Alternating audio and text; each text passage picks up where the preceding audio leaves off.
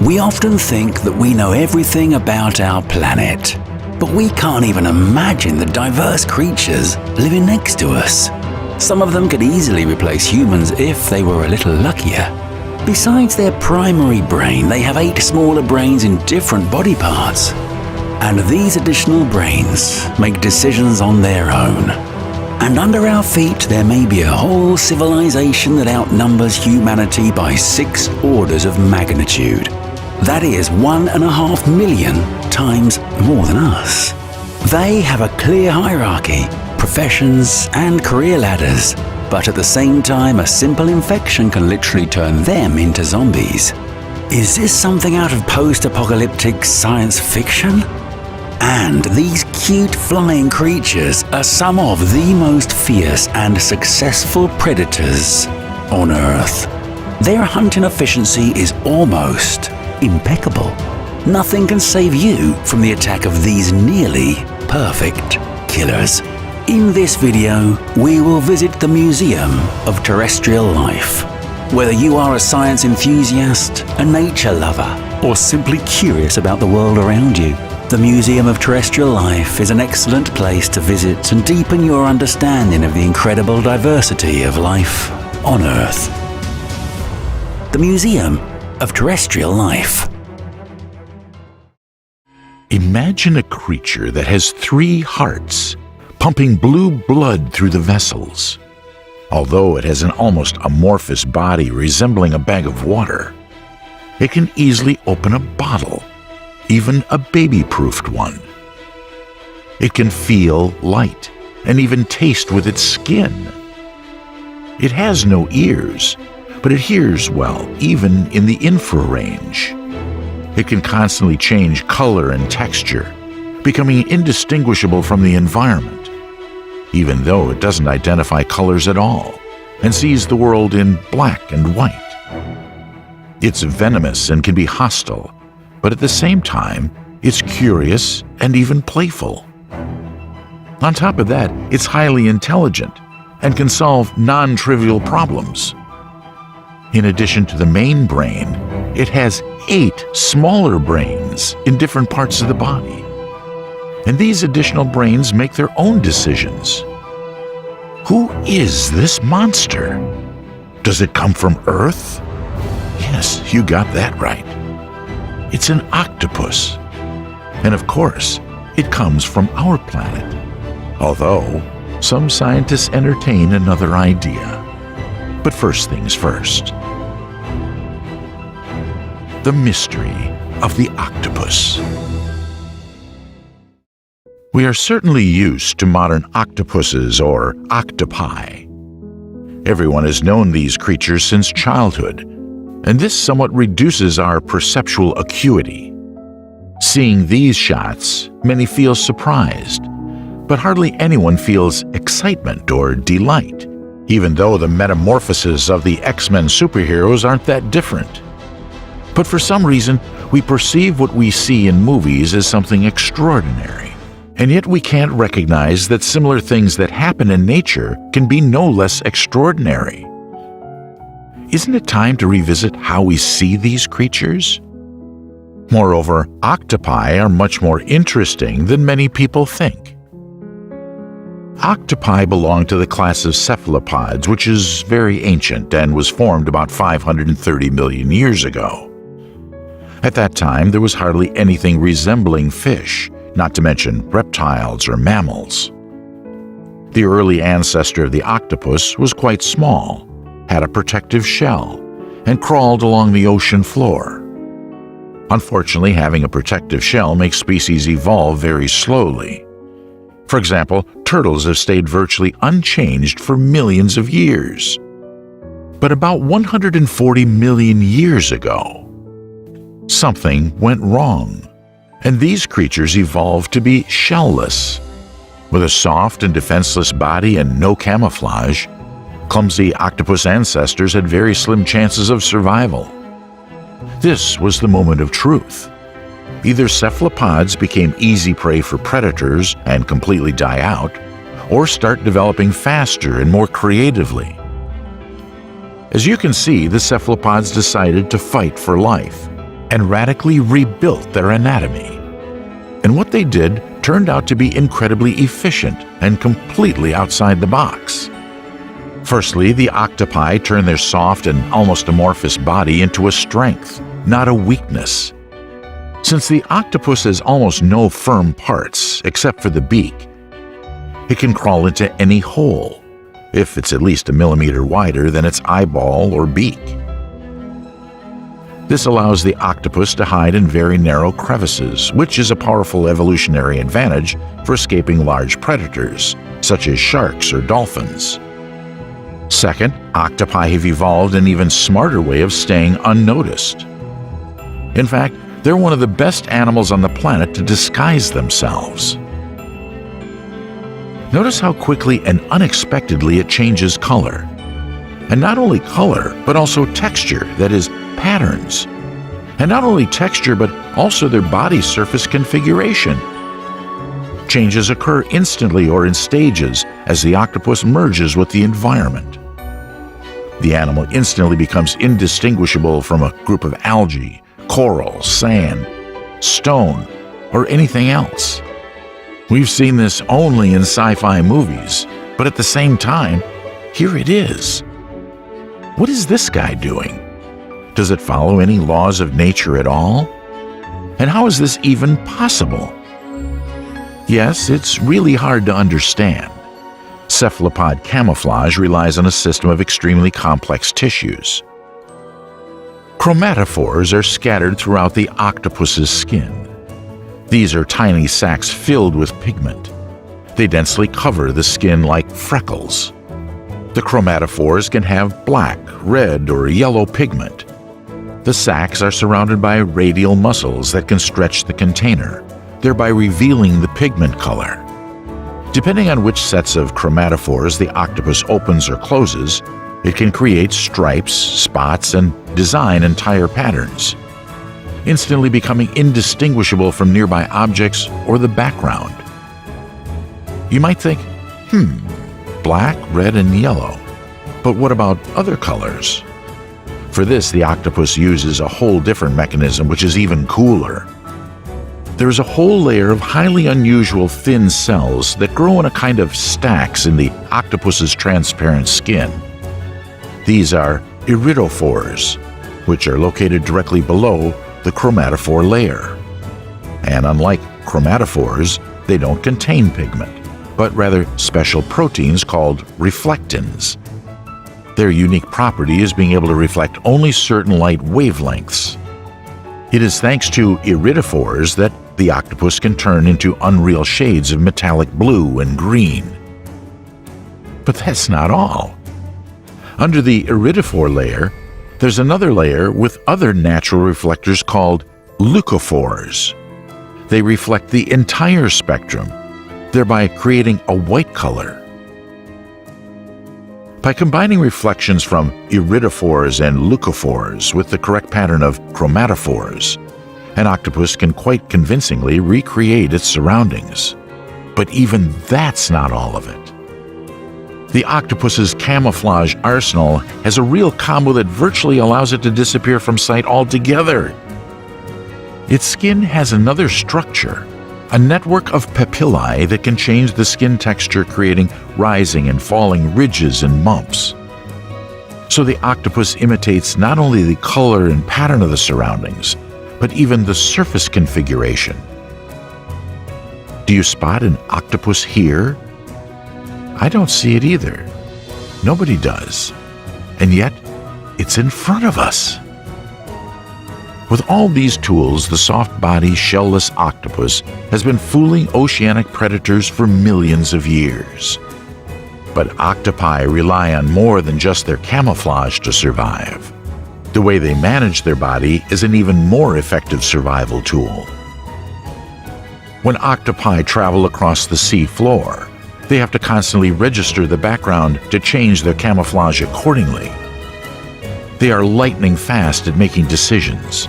Observations have shown that an octopus can change its camouflage 177 times an hour.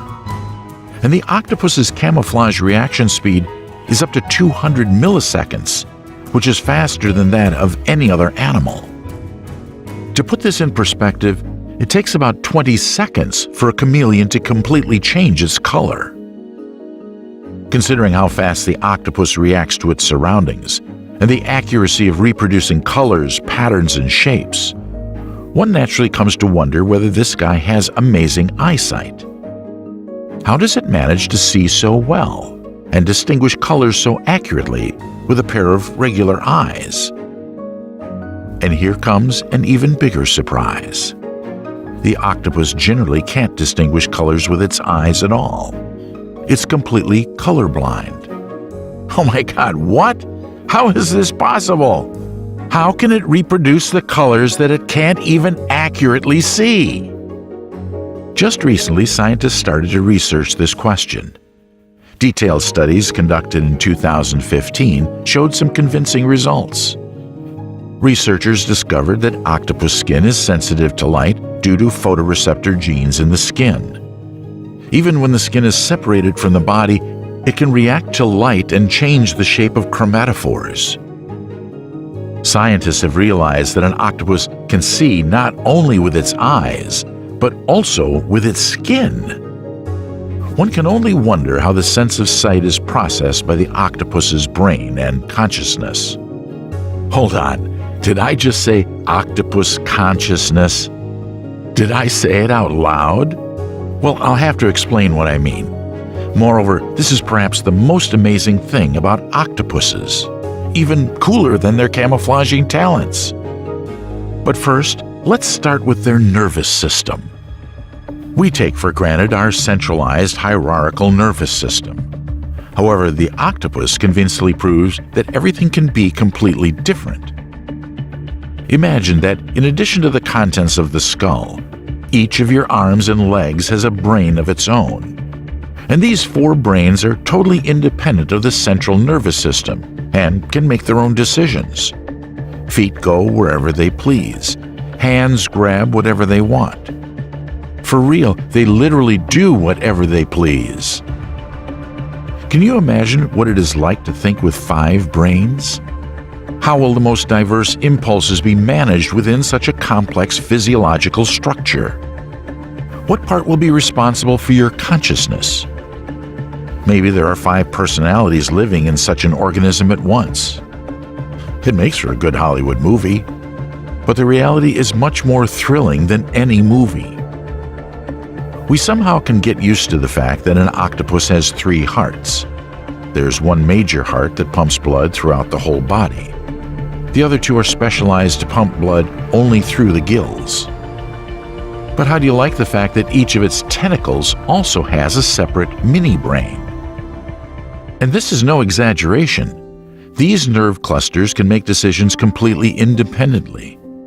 If you cut off the poor fellow's tentacle, it will continue to react to the environment, run away from threats, and try to grab potential prey.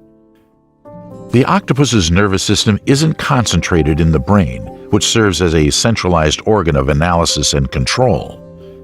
Their skeletonless body can bend anywhere and in any direction. Such flexibility calls for equally complex and flexible control.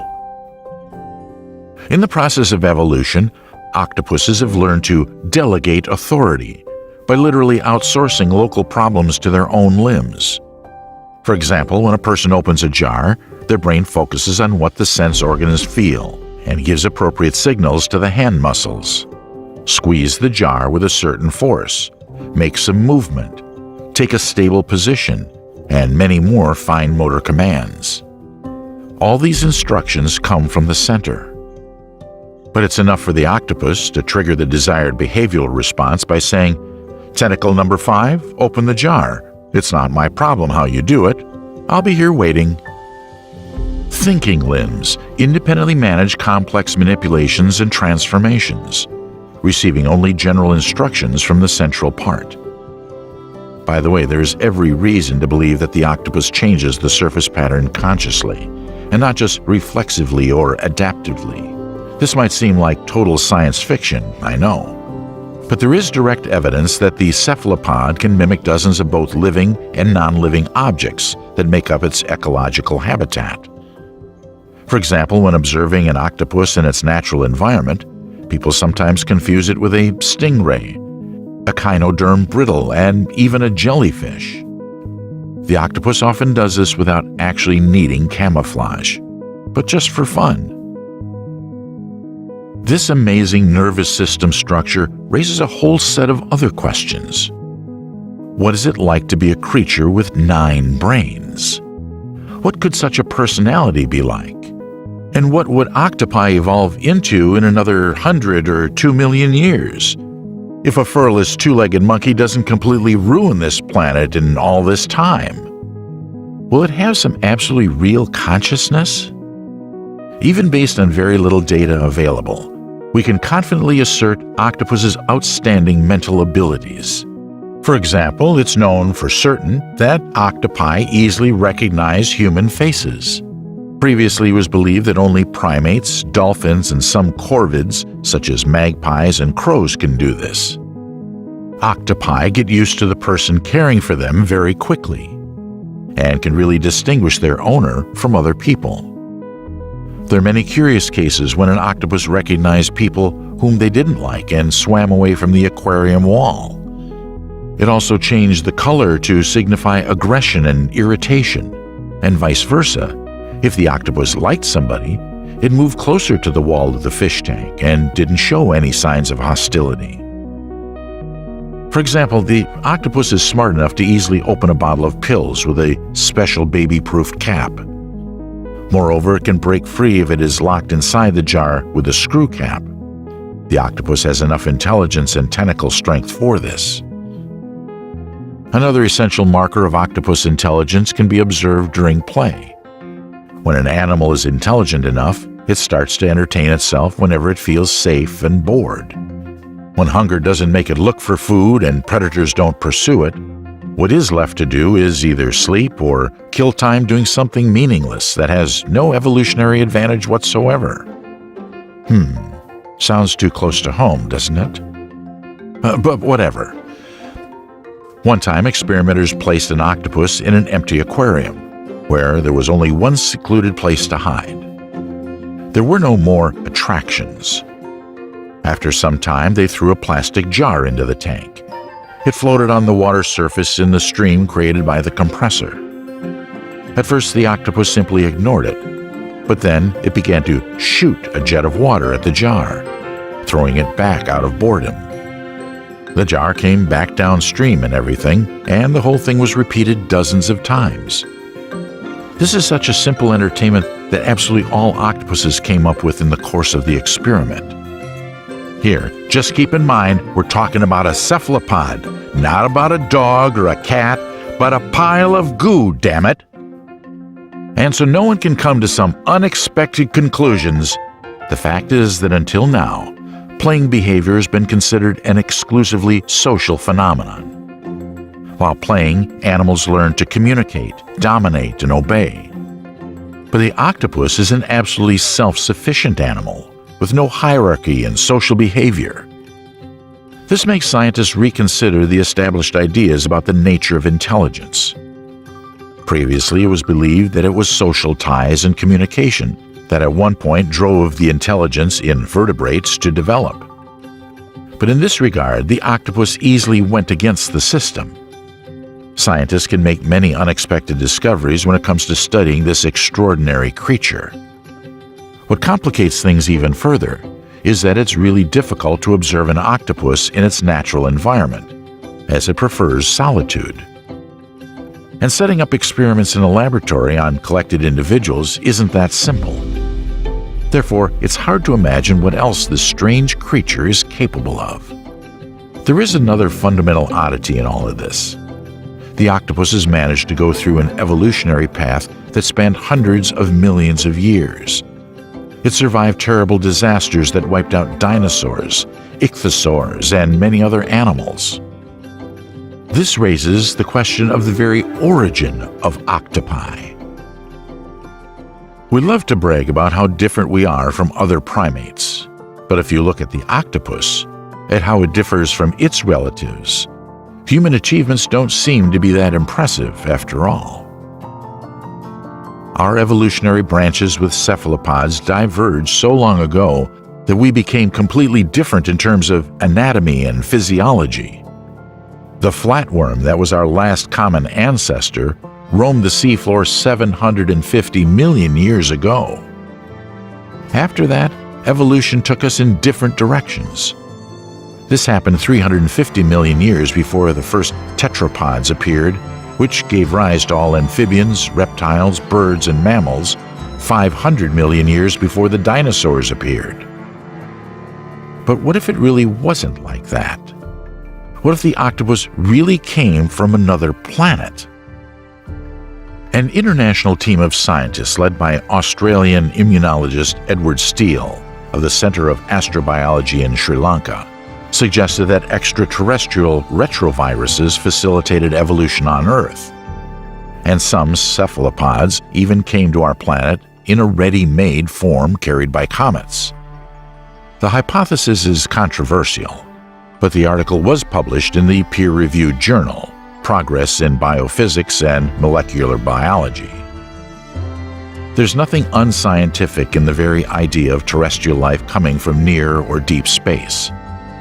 The panspermia hypothesis is not only recognized, but is actually well-grounded. Organics are found anywhere, in comets, in interstellar clouds, even in the deadly Venus atmosphere. But Edward Steele's team went much further than the panspermia hypothesis. In their new paper, scientists admit that octopi could not have appeared as a result of terrestrial evolution. Researchers consider the genetic and behavioral diversity of modern cephalopods such as squid, cuttlefish, and octopi to be extremely unusual. At the same time, complex anatomical features such as a nervous system with a large brain, highly unusual chambered eyes, and lightning-fast camouflaging all appeared within a relatively short period of time. The octopus genome has 33,000 protein-coding genes, which is more than in humans. Some genetic features contrast sharply with those of other cephalopods. Steele's group believes that such genetic features couldn't have emerged through random mutations. That is, these genes are of cosmic origin. Researchers think it's plausible that frozen octopus eggs came to Earth with the comets. Of course, the theory has been mercilessly criticized and ridiculed. According to Science Alert, although this work is interesting, it's highly speculative. Editor Dennis Noble suggests that the article was published only to rekindle the debate of the origin of life and evolution, as there we find more and more evidence of organic matter on other celestial bodies. Wherever octopi actually originated, in many ways they represent an alternative course of evolution, and they had plenty of opportunities even to build their own kind of civilization. The oceans certainly provide a lot of such opportunities.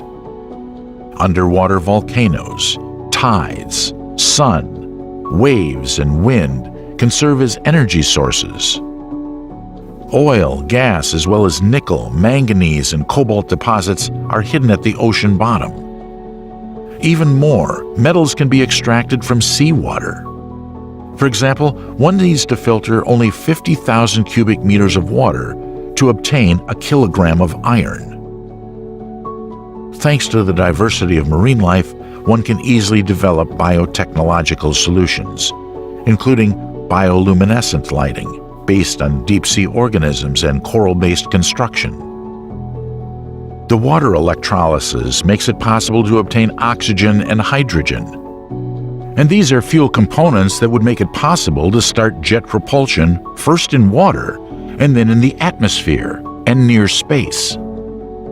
So why did octopi choose to remain animals, albeit very intelligent ones, if they had an immense potential for developing intelligence and even building some kind of civilization over millions of years? Why are we the pinnacle of creation and not them? The reason doesn't lie in the lack of intelligence. Ironically, their strengths have become their weaknesses, for example, some of their anatomic features. So the blood of cephalopods uses hemocyanin, which doesn't contain iron like our hemoglobin, but copper. That's why it's blue. Such blood is less efficient in delivering oxygen, so octopi simply lack it for many complex tasks. Their social self-sufficiency and solitary lifestyle played a cruel joke on octopi. Living not in packs, they don't pass on experience from one generation to the next. The octopus's lifespan rarely exceeds 5 years, with an average of 1 to 3 years. Each generation has to start learning about the world from scratch. Were it not for these factors, cephalopods and their relatives could have been impressively sentient. And one day the two-legged kings of the land, that is us, would confront the civilization of the eight-legged kings of the sea. Alternatively, the two could build the greatest inter-civilization alliance ever. However, it's never too late. Most likely, we're looking for our intellectual equals in the wrong place. Our planet doesn't provide a lot of opportunities for developing a marine civilization compared to ocean planets. Even though water covers over 70% of our planet's surface, it accounts for only about 0.05% of its mass. On a planetary scale, all the depths of terrestrial oceans are a thin film on a huge stone block with a molten core. Meanwhile, we find great oceans even in our solar system, such as on Jupiter's moon Europa and Saturn's moon Enceladus. And that's not to mention the distant exoplanets. Some of them are billions of years older than the Earth and the Sun. It's hard even to imagine what kind of marvelous civilization could develop with such an impressive head start. But thanks to octopi, we can at least remotely imagine what these fantastic creatures might look like.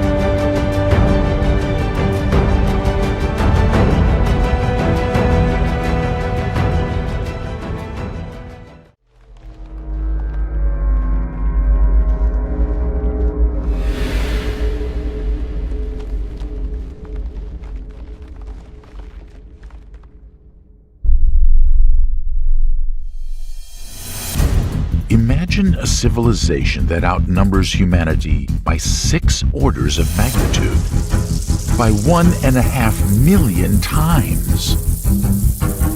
And it's not some bacteria. These creatures have created a fully functional social order.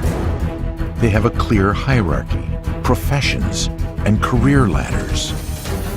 They are long past the hunting and gathering stage and have successfully transitioned to agriculture and animal husbandry. They teach the youth, take care of the elderly and the disabled, and bury their dead. They can even reproduce by cloning. They've easily outlived every single species that prevailed on their planet in the last 100 million years. But at the same time, a simple infection can turn them into real zombies. Does it seem like some post-apocalyptic science fiction to you? And yet, it's not. It's all about ants. In this video, you'll find out how many ants there are on Earth, how much they weigh, when they emerged, how they live, how they practice agriculture, why their society resembles human civilization, and much more that will surprise and even shock you.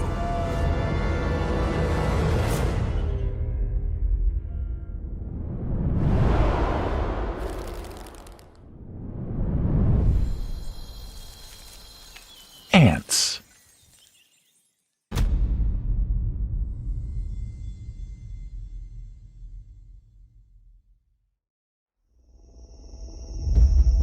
We've all seen ants and may have a vague idea of how many ants there are on the planet. But few people are even approximately close in their estimation because the real numbers are somewhat mind-blowing. Today, there are 14,218 species of ants alone, and this is not considering the additional 1,758 subspecies. Nobody really knows the total number of these creatures. Most commonly, the ant population is estimated to be at about 10 quadrillions. That is, 10,000 trillion individuals. Yes, I know, it's hard to wrap your head around this figure. In total, this giant biomass weighs approximately tens of billions of kilograms. What's interesting is that this figure exceeds the total weight of humanity as far back as 2,000 years ago. Ants inhabit all corners of the planet and all continents except Antarctica. They emerged about 110 to 130 million years ago, probably in the Laurasia supercontinent. Historically, they come from ancient wasps, but scientists haven't yet identified any specific wasp species as their ancestors. And despite ants' close resemblance to termites, the two shouldn't be confused. Termites aren't even related to them and are closer to cockroaches based on their family tree. Ants can vary in size by an order of magnitude. The smallest is about 2 millimeters long, and the largest species can reach several centimeters. The largest fossil ants in history belong to the genus Formicium. Their females reach 7 centimeters long, with a wingspan of up to 15 centimeters. Yes, ants have wings, and we aren't talking about different species. In general, all ants belong to the Hymenoptera order, which might give it away, as ptera means a wing in Latin. But for the most part, only females and males have wings, and worker ants are wingless. Hold on, what? Does it mean that workers are neither females nor males? That's not a mistake, as we deliberately distinguish between worker ants, males, and females. In fact, worker ants are technically females, but they have an underdeveloped reproductive system which effectively renders them asexual. How do they reproduce then? Well, they don't. In the ant community, reproduction is a privilege, an honor, and a great responsibility. Having this privilege doesn't have to do with being the fittest or strongest one, but comes by birth. Being a highly diverse species, ants have many reproductive strategies. The most common one is the usual mating of a male with a female, but this seems ordinary only at first glance. In fact, ant reproduction is filled with such a powerful mix of drama, romance, and grotesque that people never dreamed of.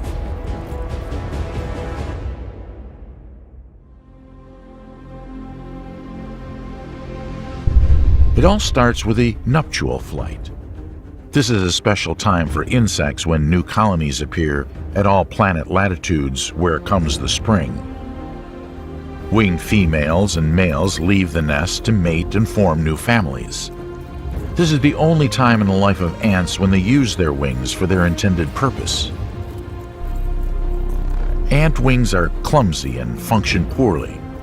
Females often climb high plant stems and use them as a launching pad to start their flight. Males are more agile and often take off directly from the ground. Mating itself happens in the air, right in mid-flight. Yes, nature is sometimes that romantic. But that's where the romance ends. After mating, the male no longer has any life purpose and soon dies. What does the female do? She flies away from her former home. Upon landing, it immediately bites off its own wings. What for? Because she doesn't need them anymore. The female is fertilized only once in her life. There will never be a second flight. Ever. The future queen begins to look for a place to form a new colony. The genetic material left by the male is enough for the female to lay fertilized eggs throughout her life. And queens live for a very long time, up to 12 to 20 years, depending on the species. Simple worker ants live no more than 5 years. However, it's worth noting that such breeding patterns are typical for most ant species, but not all. In some species, workers can also mate and produce offspring. And in some species, hit the other extreme and reproduce by cloning.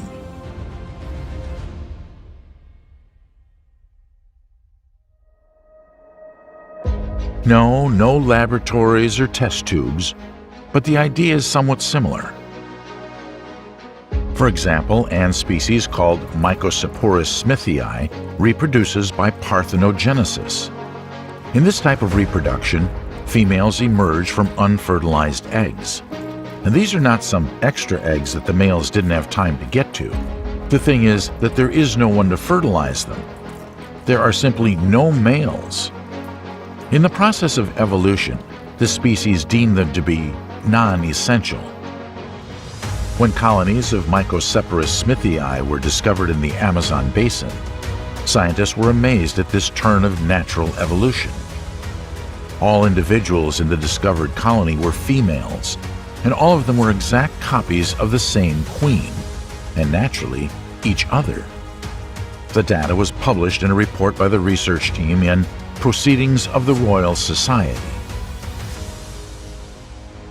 The researchers admitted that they stumbled upon this amazing fact by accident. They noticed that the males were missing while studying other aspects of this species' life. Not being able to identify males in the nest based on external signs, scientists conducted a DNA analysis of the individuals they collected. They found that all of them were indeed females, and that they were all queen clones. After that, scientists found that the most important reproductive organ in a queen, the copulatory bag, has completely lost its function. However, several years later, large-scale research revealed that individual populations of this species didn't completely lose sexual reproduction. But this doesn't change anything, since 90% of all selected individuals in all of South and Central America turned out to be clones. Coming from different queens, but still clones. And this means that Mycoseporus smithii finally choose its reproduction method. But it can be a tragic mistake.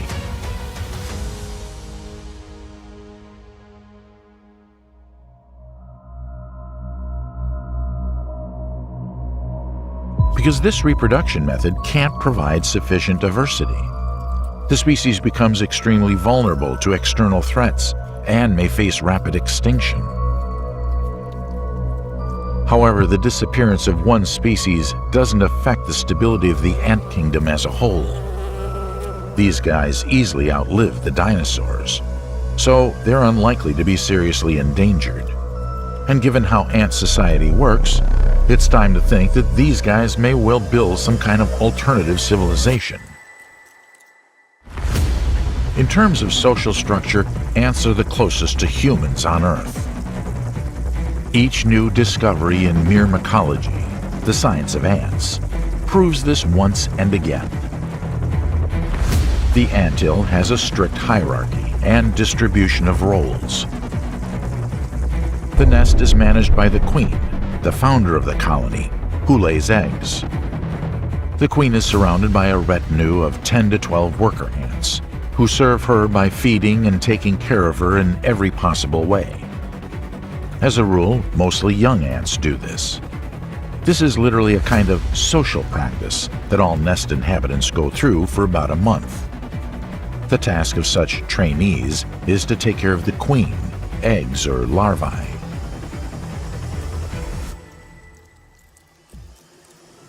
Mature individuals go to the farthest part of the anthill patrolling area where they engage in foraging. The ant brings the food it has found to the authorities, who decide how it gets distributed throughout the anthill. In addition to food, the anthill is also fed with a special pheromone, an odorous substance secreted by the queen. It contains information about her health. Ants from the retinue lick this substance from the queen, carry it in a special goiter, and pass it on to each other one by one. Thus, all individuals of the ant society are connected to one information space. A small-town social network of ants, if you will.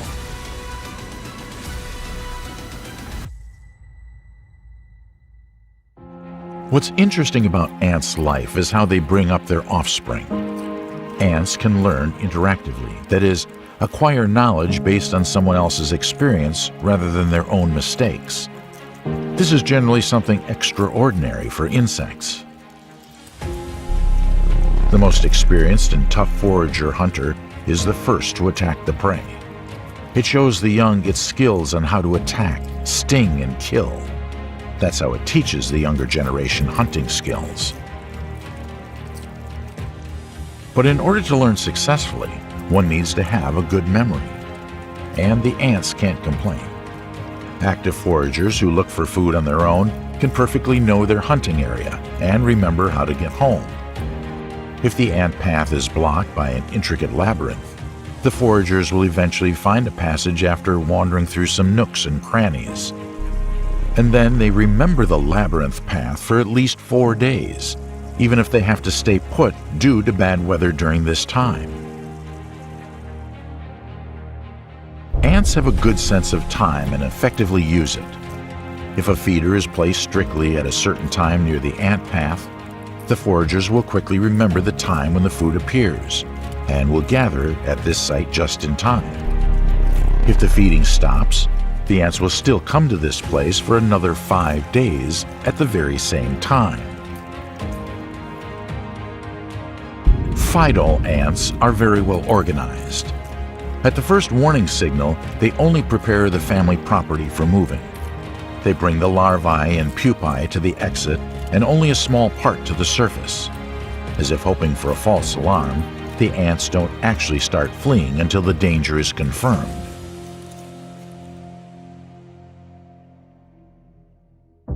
Given such a complex interaction, how do thousands of ants manage to communicate effectively? How do they know where to go, what to do, and how do they remember all this data? In fact, they don't have to remember anything, and their communication methods are much richer than they seem. Ants don't have ears as humans do. They hear by measuring vibrations. Special knee and leg sensors help them pick up the vibrations around. Some ants make sounds by stridulation, a characteristic chirping produced with the stomach and jaw segments. Sounds can be used to communicate with the colony members or even with other species. But perhaps the main communication method is the smell. Ants leave pheromone traces on the soil surface, which are easily picked up by other individuals. In species that feed in groups, the foraging ants mark the trail on its way back to the colony after finding something tasty. Other ants follow this trail and reinforce it with their pheromones when they go back to the colony with food. When the food source runs out, the returning ants leave no new trails, and the smell slowly dissipates. This behavior helps the ants cope with environmental changes. For example, when an established path to a food source is blocked by an obstacle, foragers leave that path to explore new routes. If successful, the ant leaves a new trail indicating the shortest path on its return. Successful trails are followed by more ants who reinforce the best routes. This is how ants form their famous trails. Ants use pheromones for more than just trails. A squashed ant emits an alarm pheromone that drives nearby ants into an attack frenzy and attracts ants from afar. Some ant species even use misleading pheromones to confuse enemy ants and cause them to attack each other. Pheromones are produced by many structures in the ants' bodies. Dufour's glands, venom glands, as well as the glands in the hindgut, coccyx, rectum, sternum, and hind leg are all used for pheromone communication. Ants also exchange pheromones with each other, mixing them with food, thereby transmitting information within the colony. This allows other ants to determine which task group other family members belong to. Also, some ant types have more than one queen in the colony, but a whole cast of queens. And when the dominant queen stops producing a specific pheromone, it signals a change in power. the workers begin to take care of another queen, who becomes the dominant one. The variety of communication modes combined with tiny but extremely rational brains give ants an amazing advantage in building a civilization-like society. Being infinitely far from higher mammals, and especially people, ants nonetheless turn out to be capable of agriculture and animal breeding, in the most real sense of the word. Most ants are generic predators, scavengers, and herbivores. Many herbivorous ant species rely on a unique symbiosis with their own gut microbes to enhance the nutritional value of the plant food they harvest. But many ant species have achieved some remarkable results by following the path that was once chosen by humans. Specifically, ants have developed their own brand of agriculture.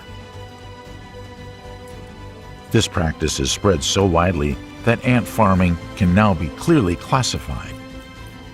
The most primitive, lower agriculture was mastered by 80 ant species. 34 species of ants grow coral mushrooms for their needs. And 18 species practice yeast breeding. Finally, 63 ant species have mastered higher agriculture. They learn to grow mushrooms and create entire mushroom gardens.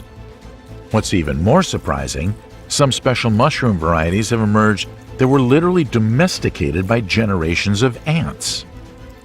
These mushrooms can no longer survive in the wild, but only at ant farms, under the watchful care of these amazing creatures. A colony of leaf-cutting ants represents a good example of such agriculture. They arrange entire mushroom plantations and use finely chopped leaves as a substrate. Yes, you heard that right. The ants bring the leaves to the colony and cut them into small pieces to use as fertilizer. And even in agriculture, ants retain a clear specialization and a set of professions. Basically, an ant's job depends on the size of the individual. The larger workers cut the stems. Smaller individuals gnaw the leaves into pieces, and the smallest tend to the plantation. They even protect mushrooms from harmful bacteria. The bacteria that produce substances that act as an antibiotic against other bacteria that are dangerous to fungi live on the outer surface of the ant's body. Leafcutter ants are sensitive enough to recognize the fungus's reaction to various plant materials by picking up mushrooms' chemical signals. If a certain type of leaf is found to be toxic to fungi, the colony will remember it and won't pick it again. Such a high level of self-organization of ant communities can shock almost anyone. As if this wasn't enough, the ants went one step further. How do you like the fact that ants have also managed to master animal husbandry? Part of being active and formidable predators, especially considering their size, ants have learned to keep livestock. But instead of cattle, they breed aphids, who secrete special nectar called honeydew, which is a valuable high-energy food. Ants graze aphids on nearby plants and take care of them, protecting them from other predators. They learn not only to collect the nectar secreted by aphids, but also to literally milk these tiny insects. To milk an aphid, the ant tickles its abdomen with its antennae, and the aphid obediently releases excess nectar at the ant's first request. Interestingly, this doesn't even come close to parasitism, since, without ants' care, aphids die much sooner from other predators.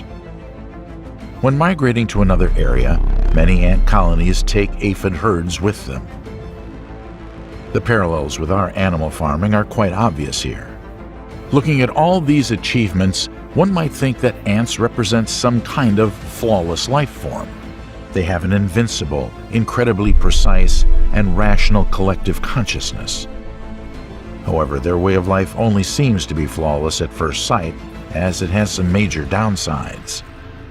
And when taken collectively, these downsides may sometimes lead to a full-blown tragedy.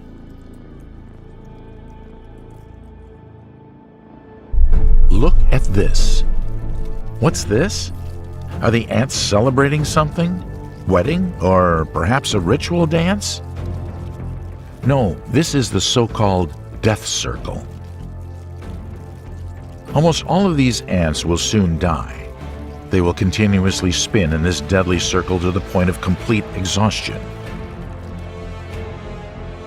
But what for? And why? In reality, this phenomenon occurs due to a system error. Remember, we've mentioned how well pheromone trail marking works for ants. But even though developed through millions of years of evolution, this system might play a cruel joke on ants. If a group of ants makes several turns in the same direction along the route, it may stumble upon its own odor trail, left just a minute ago. After walking along the path, the insect makes the same turns again, going back to the same point, and the cycle repeats over and over again. The most annoying thing is that when following their own footsteps many times, the ants keep on secreting pheromones. In doing so, they reinforce this vicious circle and their own confidence that they're going in the right direction. These cheerful and unsuspecting ants are joined by their friends, who have absolutely no idea as to what caused this massive procession. The result of this march is easily predictable. Thousands of individuals die from exhaustion in this deadly dance. Only an accidental external intervention can save them. The largest death circle was observed by the U.S. traveler William Beebe in 1921 in Guyana. He claimed that Esoton ants created a 365-meter-wide circle, and their self-destructive march lasted 2 days. By the way, such whirlwinds aren't that rare, and almost all types of ants can be sucked into the death circle. Unfortunately, ants do this as a part of ingrained behavior patterns. Such accidents happen all the time wherever there are several ant trails nearby. However, we simply walk by most of them, and often only a few individuals fall into the trap. On open and flat terrains, such circles may reach truly gigantic proportions. And it looks creepy. The ants behave like some kind of zombie. But did you know that ants can actually become zombies? No kidding.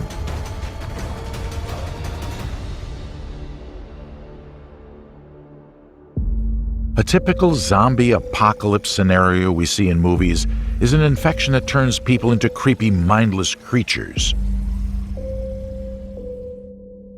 But nature has a similar eerie scenario. This is Cordyceps lopsided. It seems to be a harmless fungus. But if ants had dreams, this fungus would surely be their worst nightmare. Being infected with the spores of this fungus is the most terrible thing that can happen to an ant. Once in the ant's body, Cordyceps spores begin to germinate inside, controlling the insect's behavior more and more, in the most real sense of the word. To turn an ant into a docile zombie, the fungus simultaneously affects several important functions of the nervous system. It disrupts the ant's daily routine by interfering with the genes responsible for circadian rhythms. What's even worse, the parasite affects the victim's sense of smell, its main communication channel. As a result, the infected individual loses contact with its friends, strays far away, and doesn't get back to the colony. At this stage, the fungus already controls its behavior, looking for optimal conditions to fully mature. Eventually, the fungus causes the ant to find a cool, damp spot and bite down on the bottom of the leaf on the branch. Once the ant bites the leaf, it can no longer let it go, as the fungus blocks muscle function. The fungus keeps on growing inside the ant's body until it eventually pierces its head and releases new spores. This whole process takes about 10 painful days. And most of the time, the insect is alive. A real nightmare, isn't it? Science has long known of this phenomenon. But until now, scientists have been unable to understand exactly how the parasitic fungus can control the ant's mind. It has often been called a brain parasite, but a study from February 2021, published in the Proceedings of the National Academy of Sciences, disproves this theory. It turns out that the insect's brain remains intact, and the ant is being controlled by introducing the mycelium into the muscle fibers throughout the body. In fact, an affected ant becomes an exoskeleton and a means of fungus transportation, while ant tissue cells are partially replaced by fungi. That is, the ant effectively becomes one with the fungus. Like a real puppeteer, fungus pulls the strings, forcing the ant to perform this terrible scenario, having no chance to get rid of this zombie influence. Nonetheless, despite all their weaknesses, ants firmly occupy their niche in the Earth's biosphere. And the structure of their society and how closely it resembles human civilization is even a little shocking. Who knows what kind of civilization leap they might make in the future?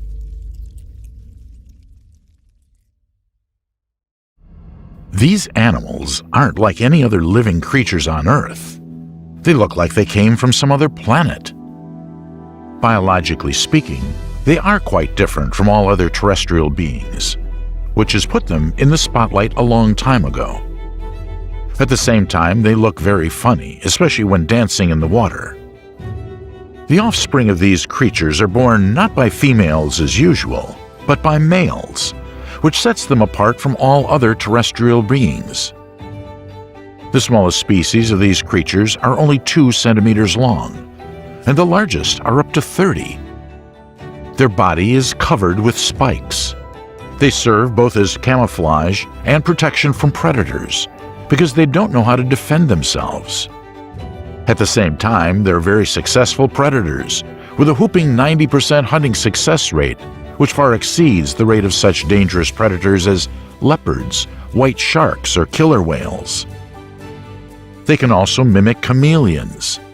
By changing their body color, they merge with the vegetation, thereby avoiding the attention of both predators and potential prey. They need to eat continuously throughout their lives, otherwise they run the risk of starving to death, since they don't have a stomach. The ingested food is absorbed and waste is removed right away. Their eyes can look in different directions at the same time. Very few living creatures on Earth actually have this ability. Strictly speaking, they are fish. And it's the slowest fish in the world.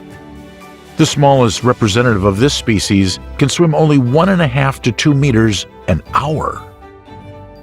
So what are these creatures? Our story today is about seahorses, mysterious and completely unique inhabitants of the world's oceans. In this video, you will learn where these amazing creatures come from, why male seahorses get pregnant and give birth to the offspring, some facts about their lifestyle, body structure, the benefits of an upright position. After all, they swim vertically like almost no other oceanic creature. The reason for not having a stomach, how these slow fish hunt, why is it nearly impossible to keep them in fish tanks, and many other fascinating and unusual facts. Seahorses. The first seahorses emerged on Earth at least 13 million years ago. According to paleontologists, this is exactly how old their oldest fossilized remains are. This period was marked by the emergence of such mountain systems as the Himalayas and Alps, and there were still 12 million years left before the Homo antecessor genus appeared, which gave rise to the human race. For many years, paleoichthyologists have wondered about seahorses' origin and evolution. And while earlier their origin was considered a mystery, there's been some substantial progress in this field in recent years. Fossils show that as far back as 13 million years ago, these fish looked almost like modern ones, which means that they had originated and evolved much earlier. A number of genetic studies on nuclear and mitochondrial DNA prove the existing hypothesis that seahorses originated through evolutionary transformations from pipe horse, which happened 25 million years ago. Indeed, if we mentally bend the pipe horse into a chess horse figure, get rid of its tail fin, twist the remaining stem into a spiral, and add more outgrowths, horns, on the muzzle, we would get a regular seahorse. It's likely that during its evolution, the pipe horse separated from the classic pipefish that already had a twisted tail and a slightly curved body, which later gave rise to typical seahorses. Using the most modern methods, paleontological research fully proves this theory. Therefore, the hypothetical alien origin of seahorses is just a beautiful mystical idea that was completely debunked by science. But where does this strange reproduction come from? After all, the pipe horses, who are the seahorses' ancestors, breed in the most common way, while in seahorses, it is the male that bears the offspring. This is also a very interesting story. More about that in a minute. Seahorses live in coastal shallow areas of tropical and subtropical seas and oceans, and cold water is actually harmful to them. There are about 50 species of these creatures, and each can flaunt a unique appearance and color. What makes them special is that they seem to have combined body parts of various animals, and not only marine ones. The head resembles a horse, but has a pointed mouthbeak like an anteater. The 360-degree vision and separately rotating eyes, as well as the ability to change colors and merge with the environment, are something that seahorses share with a chameleon. An abdominal pouch for bearing offspring resembles that of a kangaroo, and a twisted tail that seahorses use to cling to vegetation reminds us of some primate species. A miracle of nature, nothing less, nothing more. By fish standards, seahorses swim very poorly and slowly. Because of this, they lead a predominantly sedentary lifestyle, attaching their tail to sea plants, merging with them, and thus waiting for prey, becoming hard to spot for larger predators. That is why they live in shallow, grassy areas of the world's oceans, where swimming vertically is an advantage that allows you to masterfully blend into the environment. Vertical blades of grass and corals easily hide vertical fish, provided that it completely blends in with the environment's color and texture. Typically, seahorses live for 4 to 5 years. Seahorses live in colonies, but they can't be called schooling fish. They swim and prey alone, and breed in pairs. When seahorses choose a partner, most often they don't separate all their lives. Perhaps this isn't the most accurate comparison, but seahorses' colonies and lifestyle resemble not that of fish, but, you won't believe it, people. We also settle in colonies, otherwise known as cities or towns, and each person lives separately or creates a couple. Seahorses have a very similar way of life. Seahorses are the only vertebrates whose males bear children and give birth. In many known animals, fathers incubate eggs, protect and feed offspring. But only in seahorses do males bear fertilized eggs and give birth. Early in the morning, males perform a ritual dance. Each male swims around his chosen one, demonstrating that he is ready to breed. During the mating period, the male's shell on the chest turns dark.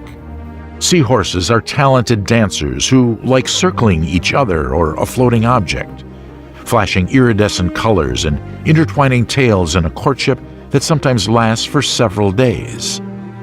Bowing his head, the seahorse moves in circles around the female, with his tail slightly touching the bottom. This elaborate courtship dance takes place every day, but mating requires the male and female to mature at the same time.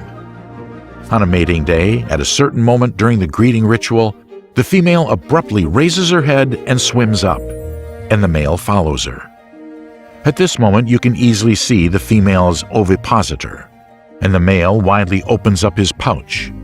The female directs the ovipositor into the wide opening of the pouch and lays eggs, which are fertilized by the male at the same time. The whole process takes only 6 seconds. It's hard to believe such high efficiency, but nature is rich in miracles, and science proves this fact with the help of videos and research.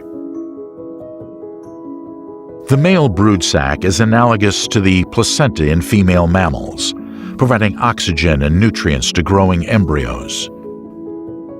But why, contrary to all the logic and reason, this function is given by nature to seahorse males? While this is a mystery to scientists, the only plausible theory that wasn't refuted by other hypotheses is that in this way, nature allows seahorses to produce the maximum number of offspring. After laying the eggs and entrusting the male with bearing embryos, the female begins to produce eggs again, thus making the process of reproduction virtually continuous. This is very true in a population of creatures where less than 0.5% of newborns survive until adult childbearing age. After all, seahorse fry, although fully formed and ready for living independently after birth, don't yet have armor and spikes like their parents, and become easy prey in the ocean jungle. Childbirth is a complex biological process that, in pregnant female mammals and reptiles, is controlled by hormones, including oxytocin. It causes contractions of the smooth muscles of the uterus. Smooth muscles are a special type of muscle that cannot be controlled consciously and are found in the walls of most internal organs and blood vessels. Scientific studies have shown that in male seahorses, the bulk of the brood pouch muscles are skeletal muscles, which are under conscious control. In other words, male seahorses decide when they give birth.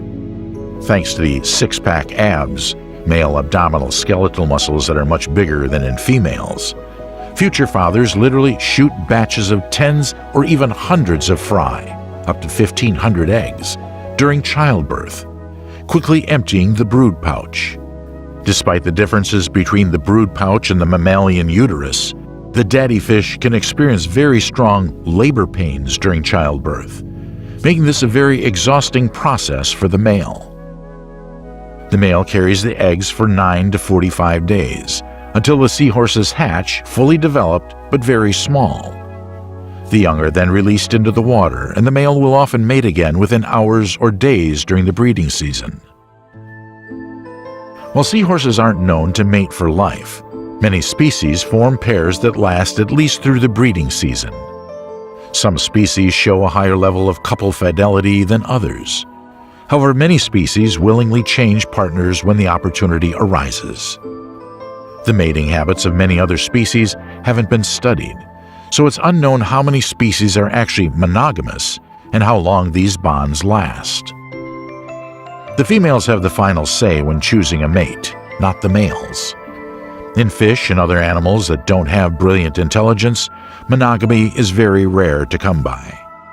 However, the lack of intelligence, or rather the lack of long-term memory in fish, can separate a couple and they will no longer feel a liking for each other after just a few days of being apart.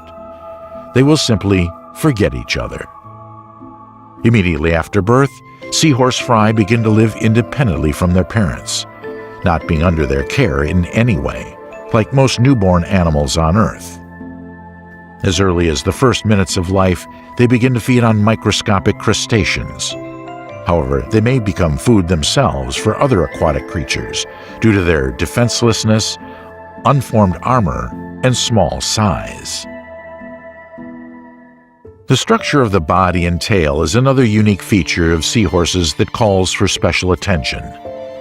The body structure of the vast majority of marine animals protects them from predators. Razor-sharp fins, venomous spikes and needles, armor-like carapaces, skin pattern that mimics the environment. All these features are designed to ensure one's protection and survival in the ocean jungle. The defense that seahorses have is completely different from most living creatures known to us. Their body is covered with movable bony plates that slide parallel to each other, providing greater maneuverability during movement. This armor works better than, for example, in crustaceans, and at the same time is much more durable than fish scales. They are difficult to bite through or break, and can only be bent, allowing the seahorse to survive in the most dangerous situations. The seahorse's tail is square, not round like in all other animals. The skeleton of a seahorse's tail is made from L-shaped bone pieces that fit together to form these squares. The squares line up in rows that become progressively smaller towards the tail tip. Muscles attached to the skeleton allow the tail to move and even grasp objects. Compared to an oval-shaped tail, like in our beloved dogs and cats, the seahorse tail was found to be stiffer, stronger, and more resilient under shock loads. The tail of square prisms bends much better, and combined with the structure's rigidity, which almost doesn't allow the tail to twist, makes it possible to grab the surrounding objects more firmly. Grasping tails of any kind are super rare among fishes. Out of some 30,000 kinds of fish, only seahorses and their close relatives called pipe horses can get a tail grip. Yet within the seahorse family, the rare fish tails that bend into a hook have evolved independently several times. Square segments press more surface area against the body of the seahorse than round segments. This allows square tails to have better grip control and promotes seahorse survivability, an important part of their hunting and camouflage. In addition, scientific experiments have shown that when crushed, square tail plates are flattened, which prevents damage to the spinal column and saves seahorses' life when attacked. See how the square plate bends but doesn't break? Nature has given seahorses a unique body and tail structure. Of all the fauna, only they and some other types of chameleons have square-shaped tails. But they are no swimmers, and the problem is not the vertical position, but the fins. The seahorse has only 3 of them: a small dorsal fin, 2 gill fins near the head, which in fact serve as a steering wheel that allows them to choose movement direction. Pelvic and pectoral fins are absent. Because of this, some types of seahorses cannot swim faster than a few meters per hour. However, with a sedentary lifestyle, this isn't a problem for them. They don't rely on speed for survival or hunting, like other fish, but rather on their slowness.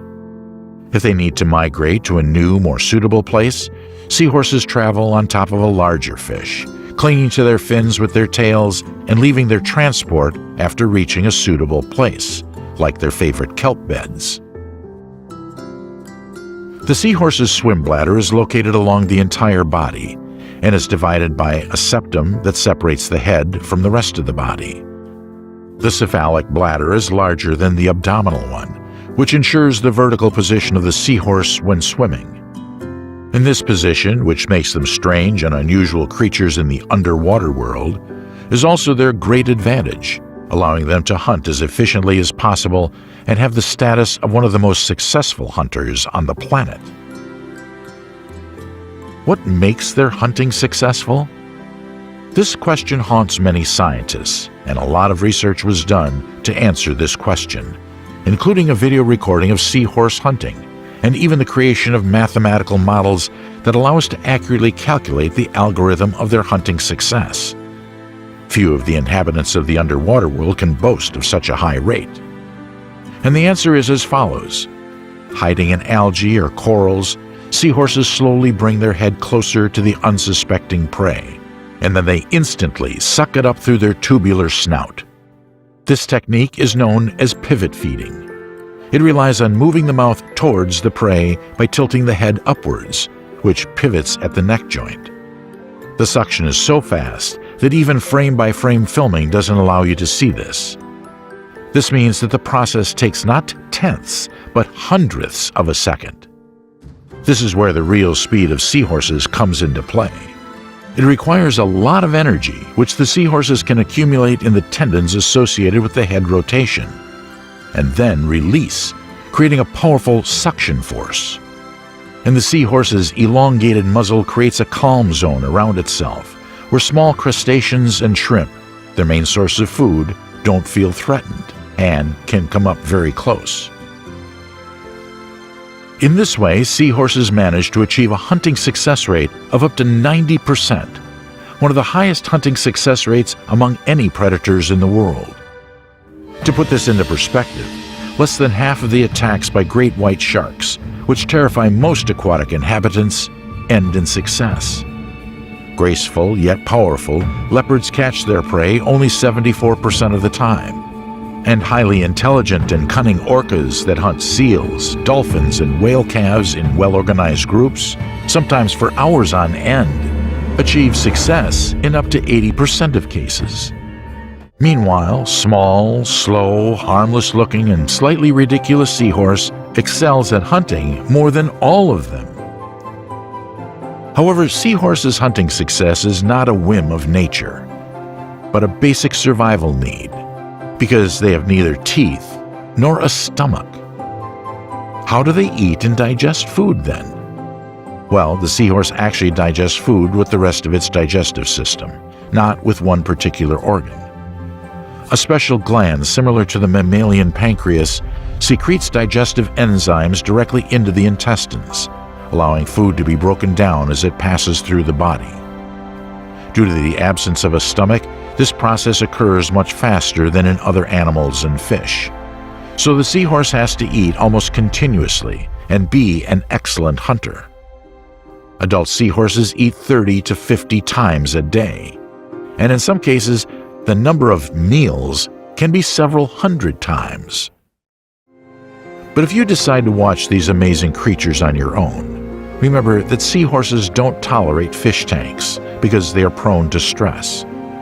Once in an unfamiliar environment, they constantly feel frightened and nervous and often refuse to eat, eventually dying of hunger and nervous exhaustion.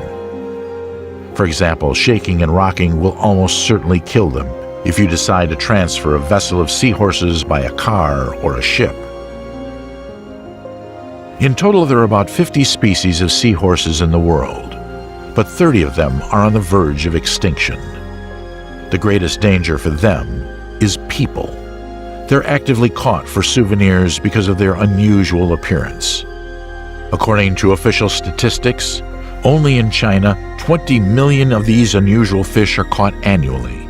And this is not counting the massive cases of poaching that aren't taken into account. The depths of the world's oceans hide many secrets and wonders, incredible monstrous creatures, and perhaps those creatures that we don't even know about yet. But the seahorse, living in shallow water, has been well studied by scientists. That is why it is so delightful, demonstrating nature's incredible ability to create strange, yet almost perfect beings, combining seemingly incompatible things into one. A horse's head and a kangaroo's pouch, unique hunting skills, and a bizarre look.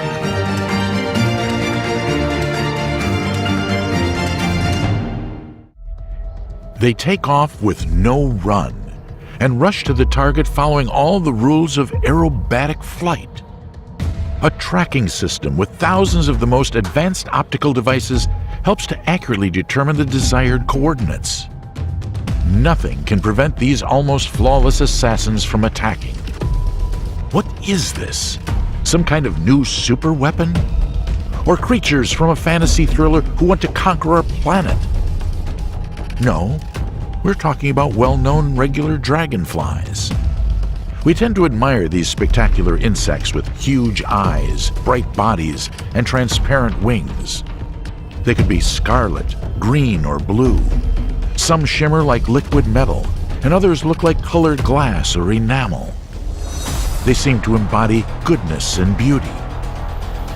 In fact, these cute flying creatures are one of the most ferocious and successful predators on Earth. Even the names of dragonfly species often reflect their aggressive nature. For example, there are broad-bodied hunters and four-spotted hunters. The prey chased by a dragonfly is most likely doomed. Their hunting success rate is almost 100%, while in lions this figure reaches only 25%, in wolves 14%, and in bears 10%. Do you know how dragonflies manage to excel at killing? This is an absolutely incredible story. The insect's body structure and life cycle are so unusual that they could well have come from another planet. And even though dragonflies have a terrestrial origin, their world is simply mesmerizing. Let's dive into this world together and learn more about these amazing creatures. Cute and terrible, graceful and armed from head to tail. So familiar, yet so unknown. How did dragonflies survive the dinosaurs? When were they giants the size of a hawk? And who turned dragonflies into the most advanced super drones?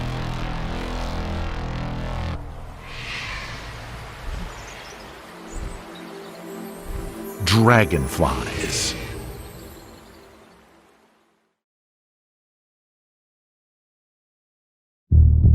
Scientists discovered the first fossil dragonflies in the deposits of the Carboniferous period, which took place 325 million years ago, and was the last in the Paleozoic era. Then it was warm and humid throughout the planet. Many lakes, rivers, swamps, and other small reservoirs have formed on land. The planet was covered with forests of giant spore plants, ferns, and club mosses. Their trunks reached a diameter of 1.5 meters and a height of 10 meters. Not a single dinosaur has yet roamed in these thickets, but the first animals also often resembled monsters from horror films. Giant Meganeura moni dragonflies flew among them. This monster's wingspan was 70 centimeters, 27.5 inches long. These huge creatures are even listed in the Guinness Book of Records as the largest prehistoric insect. The predecessors of our cute modern dragonflies had a terrifying look.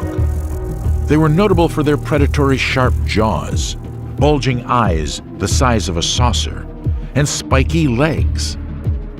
Why were they real giants? Most likely due to an excess of oxygen in the atmosphere. At that time, its content was 35%, which is almost 14% more than now.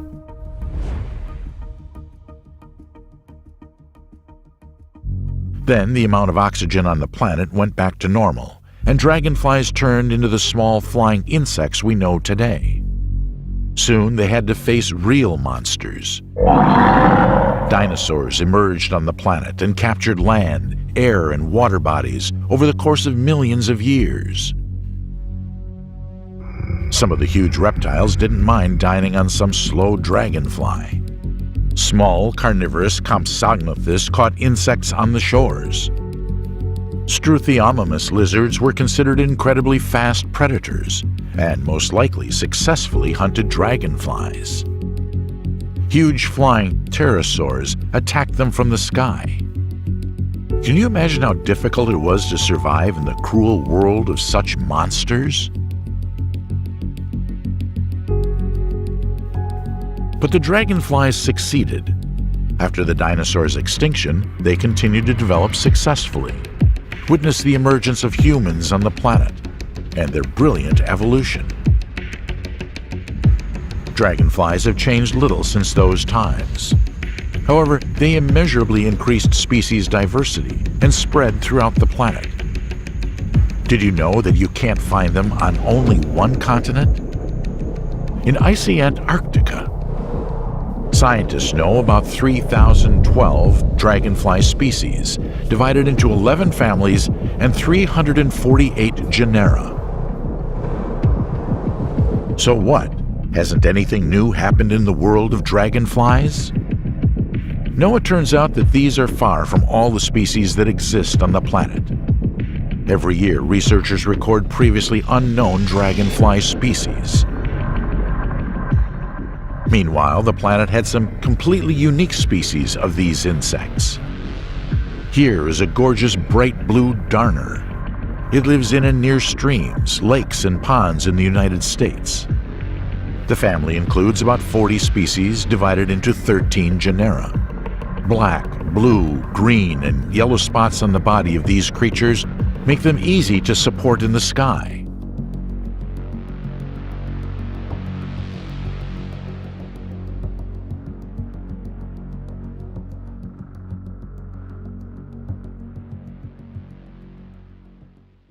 And this neon skimmer, Libellula crocipennis from the skimmer family, is even more spectacular. It has a very rich bright red color that is very rare among insects. But wouldn't you say that its blood red hue brings vampires to mind? However, this is misguided. There are no bloodsuckers among dragonflies. Neon skimmer's chitinous cover got this color in the course of some weird evolutionary turns. The neon skimmer is from 54 to 59 millimeters long, with 32 to 39 millimeters falling on the abdomen. You can see it in nature near ponds, lakes, and streams in the southwestern United States, Central America, and northern South America. Somatochlora metallica has evolved to look even stranger. Look at these dragonflies. What comes to mind when you see them? Probably shining molten metal.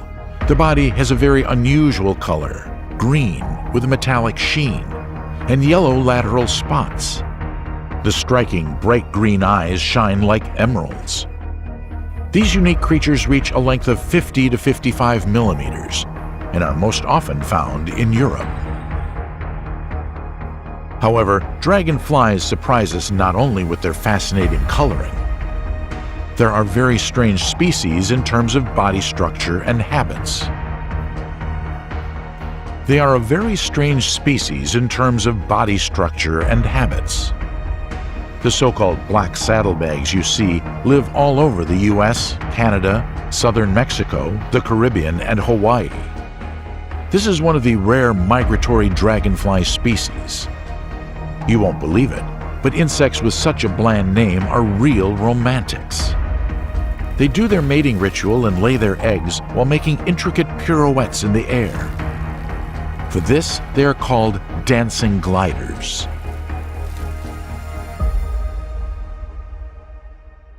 So what about the giants?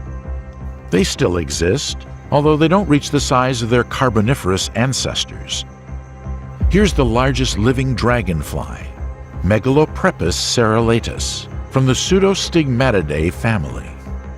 The largest males can reach a wingspan of up to 190 millimeters, with up to 100 millimeter abdomen.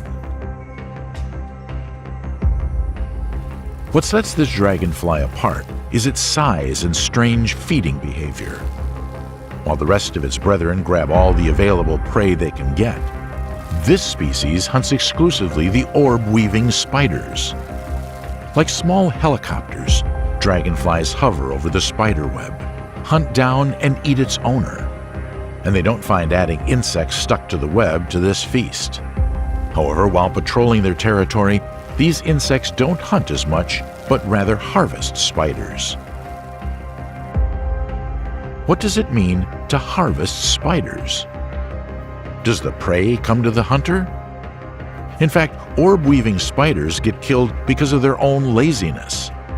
They don't want to weave their own web and just occupy whatever net is free.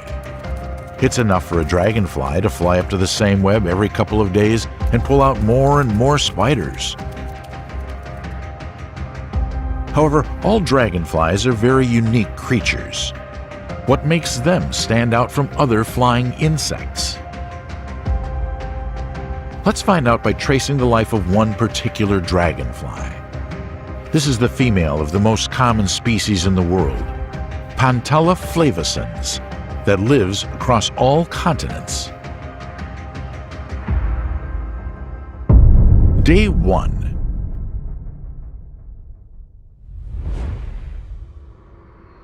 It's the end of spring. A tiny creature with long, thin limbs moves along the bottom of a small water body. This is the main character in our story, who's about to become a dragonfly. But so far is at the nymph stage.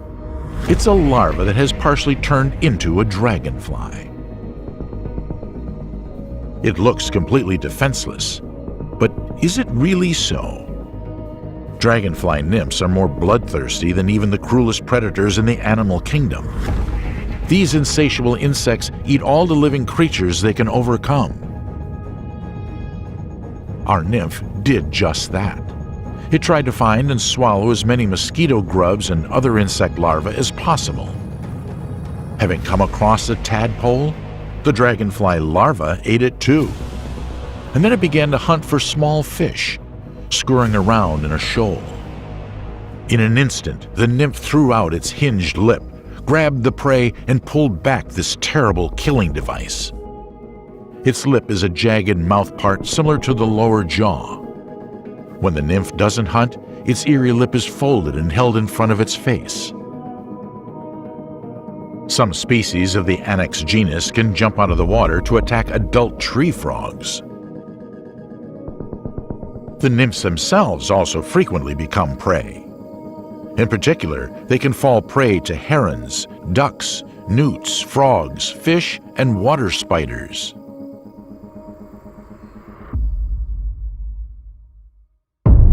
Day 2.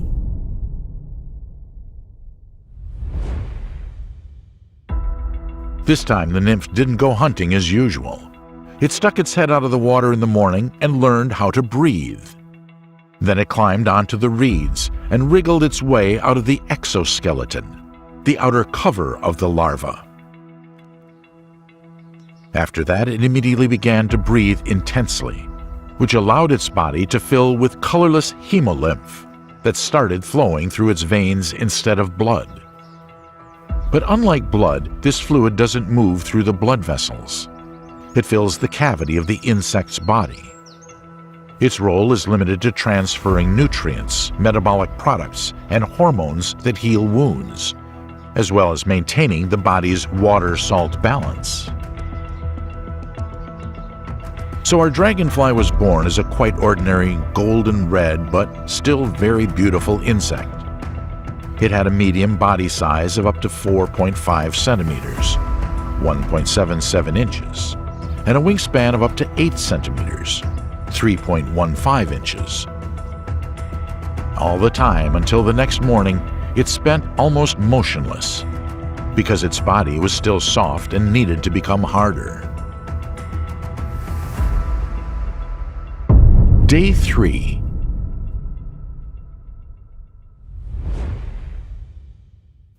By morning, the dragonfly had its usual form. Now it needed food to finally get stronger. But on a cold day, it couldn't just pick up and fly like that. At first, like all cold-blooded insects, it needed to raise its body temperature and warm up muscles in the sunlight. It was early in the morning, so the dragonfly spent its warm-up in an upright position with spread wings. In the middle of the day, it might have chosen to sit horizontally. And some large dragonflies warm up their body by rapidly vibrating their wings. It was so stunning to see our dragonfly spread its transparent, graceful wings. Its wings are generally something that is ahead of time. They contain a network of longitudinal and transverse veins, with a parchment-like film in between. They are light and durable. The wings are directly set into action, which makes them stronger. In most other insects, the flight muscles are attached to the wing roots. Their thin wax coating creates a lotus effect, preventing dust particles from clinging to the wings. This allows the insect to fly faster and maneuver better in the air. With a flap of its beautiful wings, the dragonfly flew off to hunt.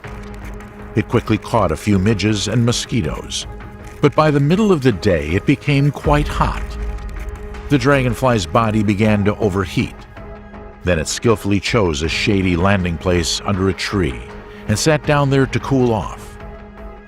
Dragonflies also adopt the obelisk posture to avoid overheating. On especially hot days, insects sometimes glide over the water's surface and quickly touch it. And some species prevent overheating with the help of dark spots on their wings that shade the body. Day 10.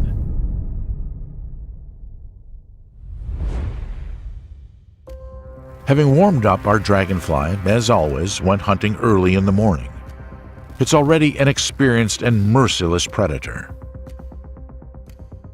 Like in other dragonflies, its body structure, habits, lifestyle Everything in it was designed for the victory.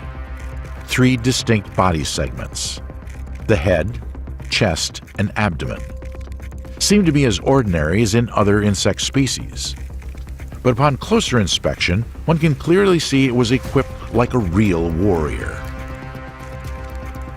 The chitinous shell of hard plates, fastened with flexible membranes, perfectly protects its body during air battles with the enemy. A large, strong head with very short antennae also helps it to fight. Like in real cyborgs, Pantala flavescens' thorax is shaped like a rigid box with internal struts that securely attach the powerful wing muscles inside. The thoracic part has 2 pairs of wings and 3 pairs of legs. The joints of the long legs are equipped with spikes. In males, the row of spikes on each front leg has been modified into an eye brush. It is designed to clean the eye surface. But of course, the coolest part of the dragonfly is the eyes.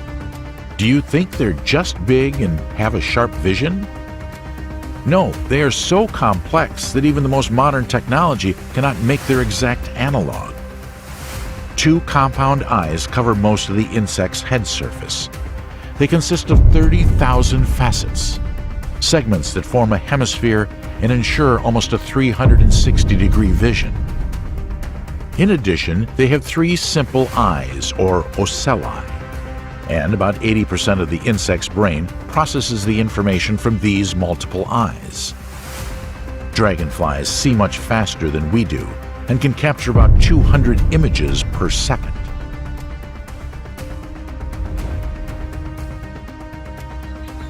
Like other species, Pantala flavescens has no teeth. How does it manage without this must-have killer weapon? Everything is very simple.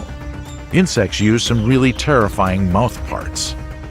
If you looked into Pantala flavescens' mouth, you could see a powerful sharp jaw. This killing device is perfectly adapted to instantly inflict mortal wounds on its prey. A multi-segmented upper lip at the front of the mouth helps this brutal death machine catch its prey.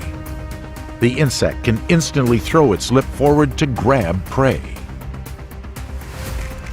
When the dragonfly goes hunting, its unique eyes allow it to find the prey, and the creepy lip just deftly snatch many insect larvae from secluded places on the ground, which could be found in abundance on the shore. Day 20.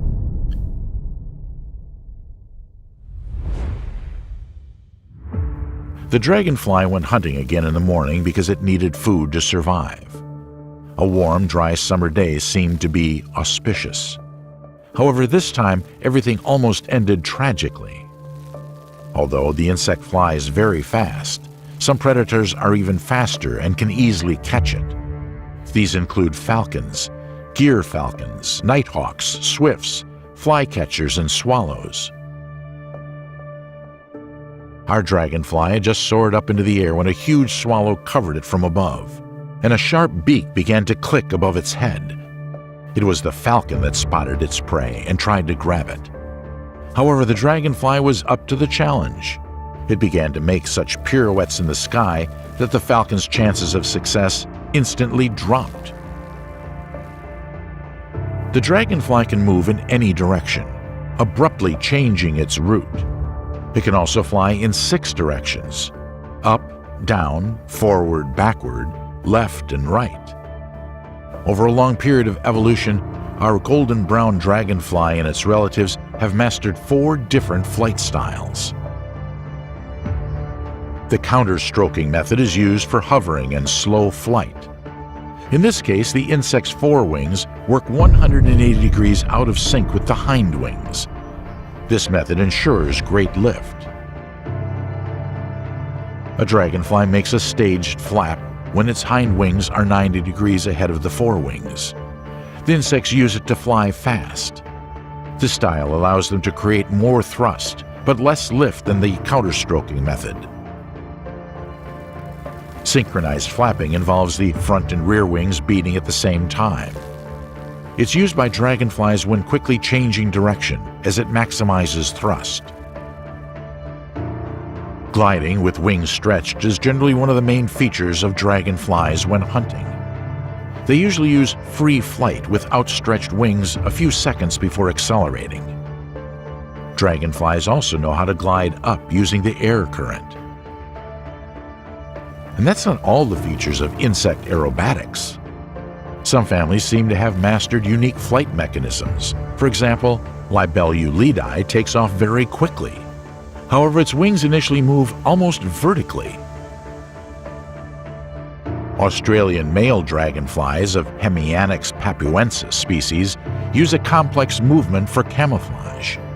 They change their flight trajectory in such a way that they seem motionless to their enemies. Our dragonfly used all its abilities to escape from the falcon. It soared into the air, flapping its hind wings out of sync with the forewings, then switched to synchronous flaps, quickly changing direction and accelerating to maximum speed, and unexpectedly slowed down when needed. Finally, it glided into a large tree, and the falcon lost sight of it. Fortunately, it got lucky this time. Day 21.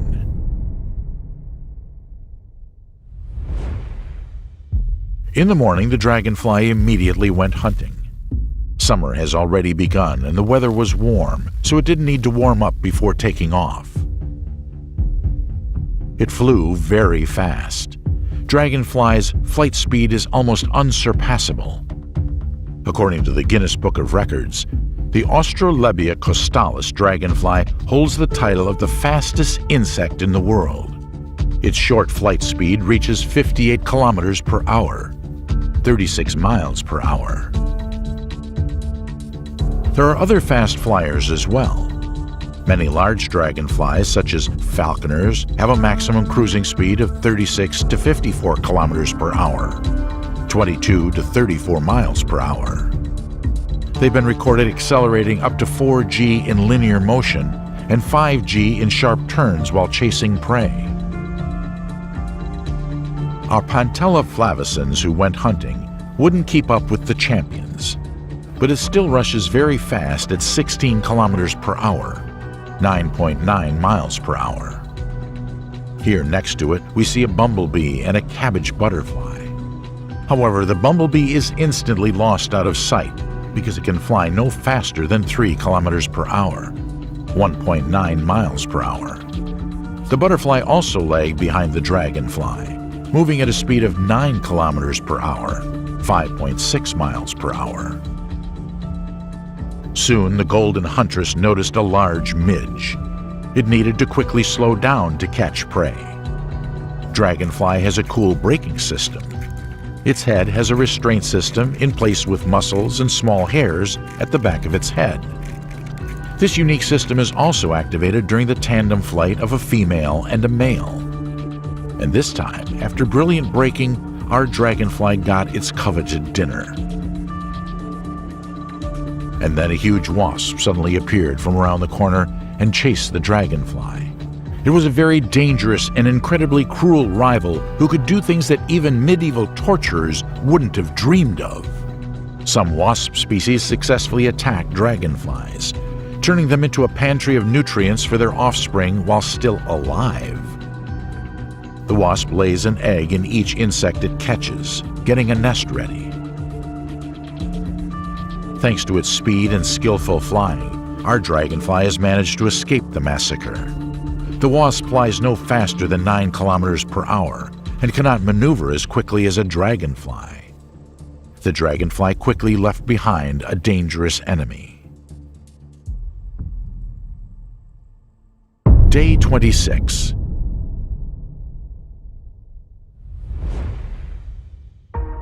In the morning, the dragonfly went hunting again. The dragonfly saw a large midge. This would be enough food for the whole day. But the midge was very far away and moved from one direction to another. How to catch it? Fortunately, our dragonfly can work not only its wings and sharp jaws, but also its head. Are you surprised? Indeed, what kind of intelligence can an insect show? It turns out, quite high. Scientists from the University of Adelaide have discovered the incredible abilities of a dragonfly's brain. They can predict how their prey would fly because their brains can perform visual tasks. Previously, only mammals, primarily humans, showed such abilities. Dragonflies can do this using visual and nervous processes in their body. Scientists managed to identify the specific neurons that detect the target. These neurons allow you to focus on a small object that moves against a complex background. This is what we see when people track and catch the ball in a crowd. Dragonfly neurons can also choose a single target from a massive amount of visual information received by the brain. For example, the data on another insect's movement, and then predict its trajectory and future location. Such insects' talents can be applied when developing artificial vision systems, for instance, in unmanned vehicles. Well, it helped our dragonfly. Having calculated the midge's trajectory, it rushed to intersect it, and as a result, it managed to get plenty of food and rip the prey to pieces with its terrifying jaws. Day 27.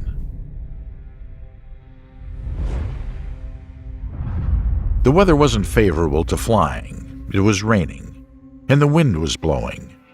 But today the sky cleared up and the dragonfly went hunting at the water body where it was born, and then spent all the days at the shore. And it didn't find anything. No, it wasn't a glitch in its internal navigation. People simply drained the water because it got in the way of another highway. Yes, the main enemies of dragonflies aren't falcons or wasps, but you and me. People cut down forests, block rivers with dams for hydroelectric power plants, and drain water bodies. Dragonflies are losing their habitat and dying out. We risk leaving the world without these amazing creatures. What will it be like? Probably not so bright and diverse. People have been fascinated by these graceful flyers for a long time. Most commonly, incredible dragonflies symbolize goodwill and purity in local cultures. But this was not the case everywhere. Europeans sometimes associated dragonflies with something dangerous to humans. Some English vernacular names such as devil's darning needle and ear cutter associate them with evil or injury. With their powerful jaws, adults can bite through human skin, although this happens very rarely. But the wound from the bite will be small, just redness that will go away in one day.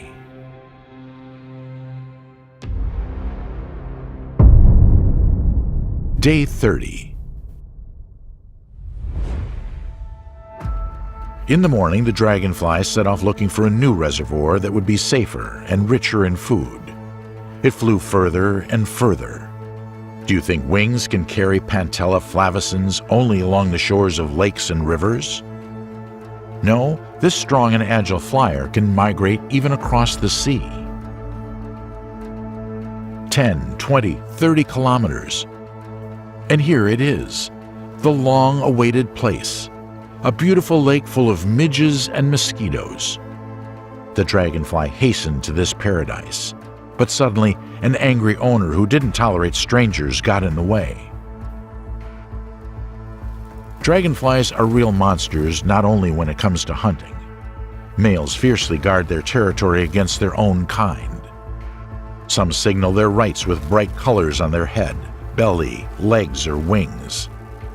The common whitetail, Plathymus lydia, rushes towards the intruder, holding its white belly up like a flag. Most often they engage in aerial combat and quickly drive the intruder away.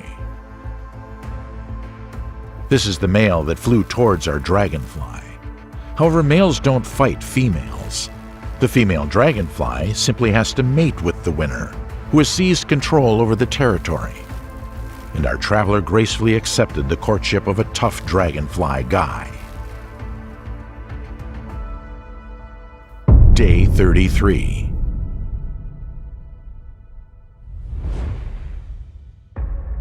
This day was special for the pair of dragonflies. In the morning after mating, they flew together to lay fertilized eggs in the lake. In the past, the male's excessive attention was pestering his girlfriend. Females may even resort to trickery, pretending to be dead so that the boyfriend would leave them alone. But this day was different. The male turned into an ideal and very caring spouse. While the friend was looking for a place to lay eggs, the male hovered above. Suddenly, a bee appeared nearby. Not being afraid of a formidable rival, the male immediately started to ram. The bee had to retreat. So the male drove away everyone who flew by. And then it did something incredible. It embraced the female in tandem flight. So the dragonfly spent less effort in the air and more on laying eggs. Finally, it found a quiet place that was just right under the water. With its sharp ovipositor, it cut the stem of an underwater plant and released its eggs into it. The male flew around all this time, and when the female finished laying eggs, the male helped it get out of the water. The dragonfly will lay eggs more than once, but most of its life has already passed on this first egg laying. On average, dragonflies live no more than 7 weeks. But the nymphs will hatch from the eggs in a week. They will be in this stage for a long time, from 2 months to 5 years. And then, as if by magic, they will shed their exoskeletons, turning into magnificent dragonflies. We will be able to admire their beauty and grace, and use their services in killing harmful insects, especially mosquitoes, and learn from their experience. How would you like for dragonflies to take part in developing the most advanced technologies of the future?